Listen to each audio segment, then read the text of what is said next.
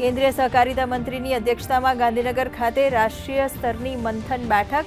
આવતીકાલે થનારી બેઠકમાં સહકારી સંસ્થાઓ અને એપીએમસીના ₹250 કરોડથી વધુના વિવિધ પ્રોજેક્ટ્સનું કરાશે લોકાર્પણ. 2 લાખ નવી એમ્પેક્સ મત્સ્ય મંડળીઓની સ્થાપનાની સમીક્ષા સહિતના મુદ્દે થશે સામૂહિક મંથન. રાજ્યપાલ આચાર્ય દેવવ્રતે 15મી વિધાનસભાના 8મા સત્રને કર્યું સંબોધિત. કહ્યું, બાગાયત ક્ષેત્રે ગુજરાતે પ્રાપ્ત કર્યું આગવું સ્થાન. ગીરની કેસર, વલસાડી હાફૂસ, કચ્છી ખારેક અને અમલસાડી ચીકુને મળી વૈશ્વિક ઓળખ. તો પૂર્ણેશ મોદી ધ્વનિમતથી બન્યા ગુજરાત વિધાનસભાના ઉપાધ્યક્ષ.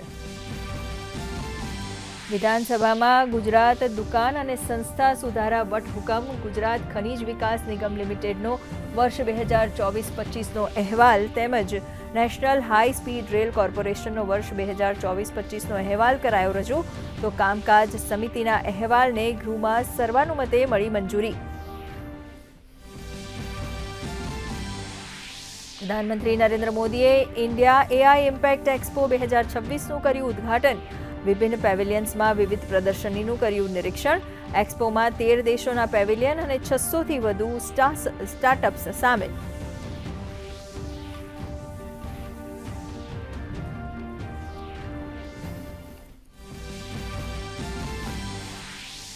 બેંગલુરુમાં સંરક્ષણ મંત્રી રાજનાથસિંહે ડીઆરડીઓને ગણાવી ભારતની વ્યૂહાત્મક આત્મનિર્ભરતાનું પ્રતીક.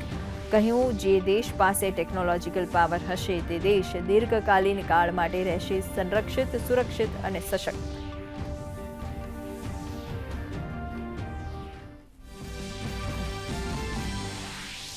અમદાવાદથી ઉદયપુરની રેલ મુસાફરી બનશે વધુ સુવિધાજનક. ઉદયપુર અસારવા વંદે ભારત ટ્રેનનો 18મી ફેબ્રુઆરીથી પ્રારંભ. સપ્તાહમાં 6 દિવસ દોડશે ટ્રેન. માત્ર 4.5 કલાકમાં પહોંચશે ઉદયપુર. હિંમતનગરને સ્ટોપેજ મળતા સ્થાનિકોમાં ખુશીનો માહોલ.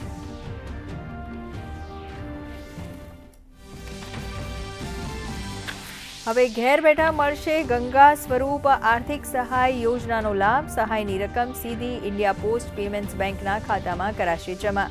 ઘેર બેઠા રોકડ ઉપાડની પણ મળશે સુવિધા.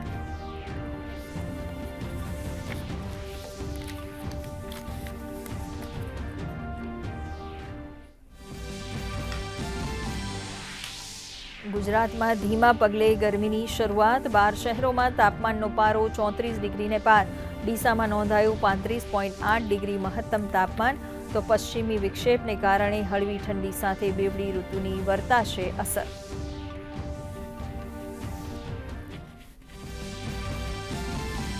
પાકિસ્તાન સામેની શાનદાર જીત બાદ ટીમ ઇન્ડિયાનું અમદાવાદમાં આગમન. એરપોર્ટ પર કરાયું ઉષ્માભેર સ્વાગત.